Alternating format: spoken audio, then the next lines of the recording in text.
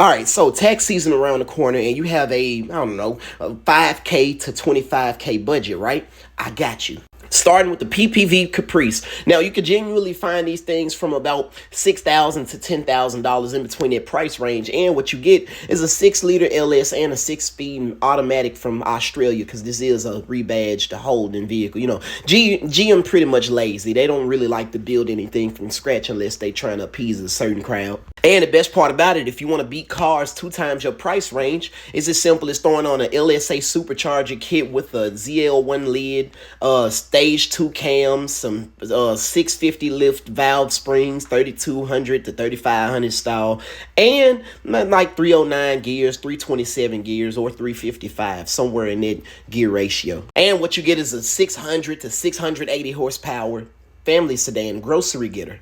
Next, we have the CTSV of the first generation. Now, this thing is nothing more than a 4-door C5 Corvette in a tuxedo. And the best part about this is you can still find these things from the $11,000 range all the way to like $16K. And just like with the PPV Caprice, you have a lot of room to play with, because under the hood is the LS6 making 400 horsepower. And mods are pretty much straightforward like the PPV Caprice. Ported heads, ported intake manifold, long tube headers, stage 3 cam, and 373 gears.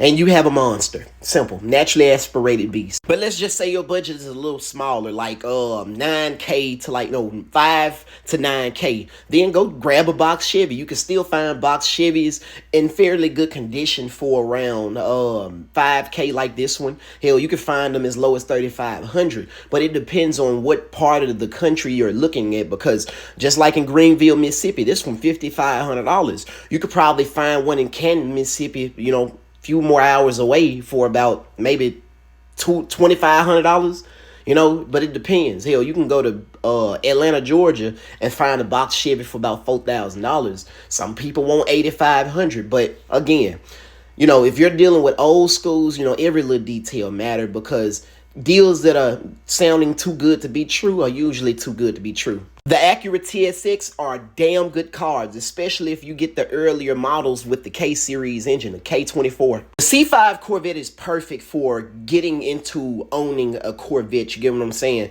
The C4 literally only has one good model, and that's the one with the LT1. The rest of them ain't really...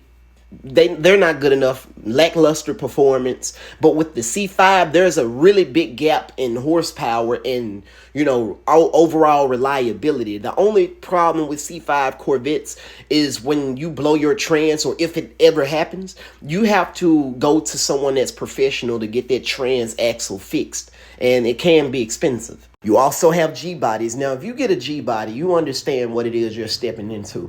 Yes, you can find some that are running, but you mostly buy these as like project cars. I do see people every day driving these from A to B to get to work, but you know, you want something that you can turn into your own work of art. A Gbody is definitely the route to go. Besides, you know, give it a repaint, a built 350 small block, a TH400 with 410 gears or 373 gears, and you have something that'll get up and move. You know, nice size, healthy cam and shit like that from Cam.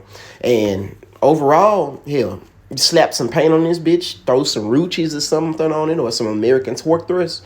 Man, you like this is the most diverse platform like ever. This is probably Chevrolet's version of the Nissan S chassis.